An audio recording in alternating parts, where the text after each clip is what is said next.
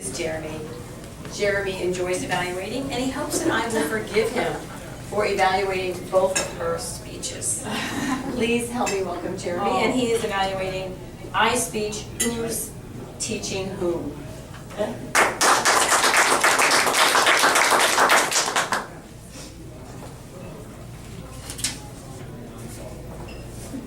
There are certain tricks to telling a really compelling and interesting 5 to 7 minute speech. Stories are one of those tricks, and so many stories, rife with stories your speech today, and it was great. It made it so interesting, it tied your point together, you organized the speech with it, made the speech an exclamation point for us learning what you wanted us to learn today. You wanted us to learn all those great things we can learn from our kids. And the stories illustrated it so well, starting with your opening story about when you were young, going through to when your kids were young. It was a great flow, starting with your youth, chronological, went through to what your kids had been like, and ending with that quote, wonderful organization, and today was organizing your speech. I also had the privilege of evaluating I on her very first speech. This was her second one. I also evaluated her icebreaker. And she was quite a bit more stiff and confined in her first speech, and she was able to use some great gestures with the hands, with the Vaseline hands, and with the green crayon and things like that. Those gestures helped keep the interest up as well. Her vocal variety, she was very audible.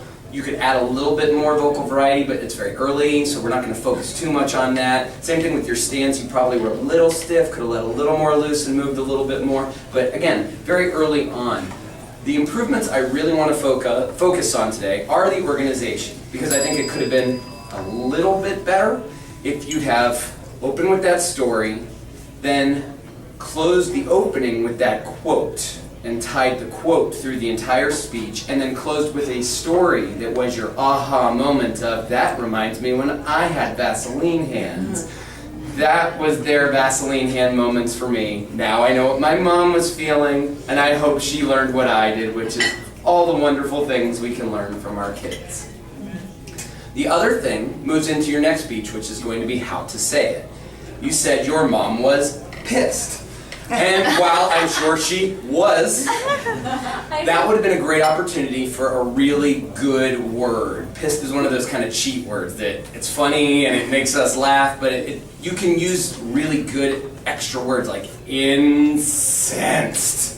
Those are the types of things that give you the ability to give some vocal variety and use a really good word we don't hear a lot. And that conveys that same message, and it shows a little more creativity without having to rely on some of those words that some people see as borderline. I don't care, but some people, depending on your audience, so it's good practice for when you do have to worry about those types of things. She's got another trick, though, up her sleeve, and you notice throughout, humor. Yes. All of the stories were funny. Yes. If you're laughing, you want to hear more. You lean in. What's she going to tell me next about what her kids did? Were they chewing on the tag? Were they drawing on green crayon? Did they ever get into the Vaseline? Let's hear about more of these stories. Let's hear about lots of your stories. I bring some more on the next speech, and I look forward to it. Thank you, Ms. General Evaluator.